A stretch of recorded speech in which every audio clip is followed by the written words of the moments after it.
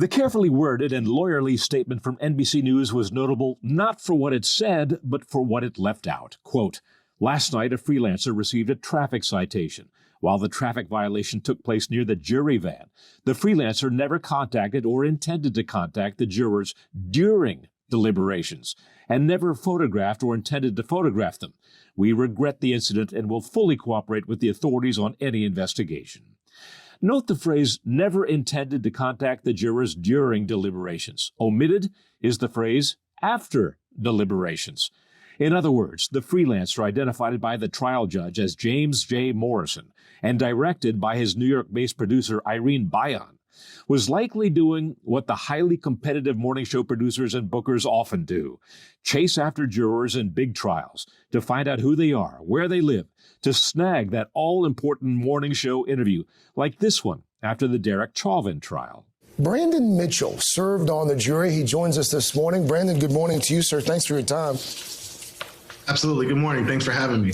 Take us inside the jury room. The big get is a feather in the cap of ambitious producers like Bayan, a vice president of the Asian American Journalists Association, who deleted her social media accounts after the incident, and to her freelance subordinate, who was willing to run a red light for the cause. It is a different matter for those outside the TV news bubble. I have instructed that no one from MSNBC News will be permitted in this building for the duration of this trial.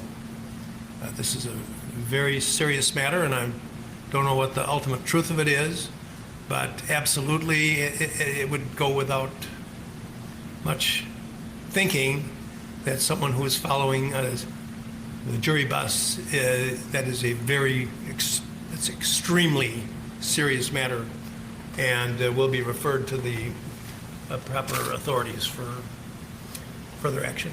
Thank you. In the world of polarized, politicized media, where competitors are fair game for the other side's slings and arrows, the courthouse banning of MSNBC was a gift from on high.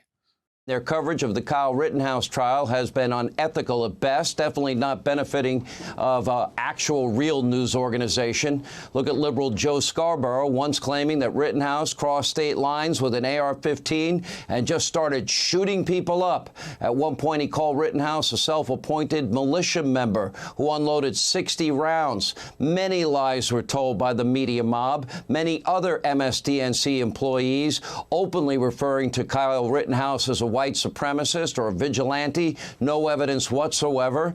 Joy Reid triggered by what she called Kyle's white male tears. Progressive media predictably fired back. A Rolling Stone headline trumpeted, "Free speech-loving Fox News is thrilled that Rittenhouse judge banned MSNBC from the courtroom." Other reporters took note that this jury chase was of a magnitude more severe, given MSNBC's agenda-driven reporting.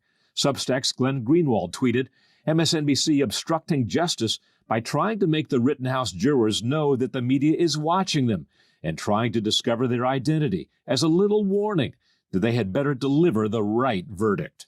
Only a few reporters acknowledged mistakes in their coverage of the trial, mistakes stemming from distorted preconceived notions. And initially, I was under the assumption that Rittenhouse was the person who was chasing after Joseph Rosenbaum, that's how it had started. But I was wrong about that, okay? So I want to correct the record. I was, in fact, wrong about that. A rare mea culpa in a media wallowing in a sea of errors. Andrew Sullivan tweets, 2016 election, Rittenhouse, Covington, Russia collusion, vaccines, bounties on U.S. soldiers, lab leak theory, Jesse Smollett, the Pulse shooting, the Atlanta shootings, Hunter Biden laptop, inflation, Steele dossier. The MSM got every single one wrong. This has all happened before. At the turn of the 19th and 20th century, the era of yellow journalism, newspapers were largely owned by wealthy publishers aligned with political interests or parties. It gradually changed as readers found that they couldn't trust any single newspaper for the truth, for what was actually happening. We may be approaching that stage again, more than a century later. Doug McKelway for the Washington Examiner.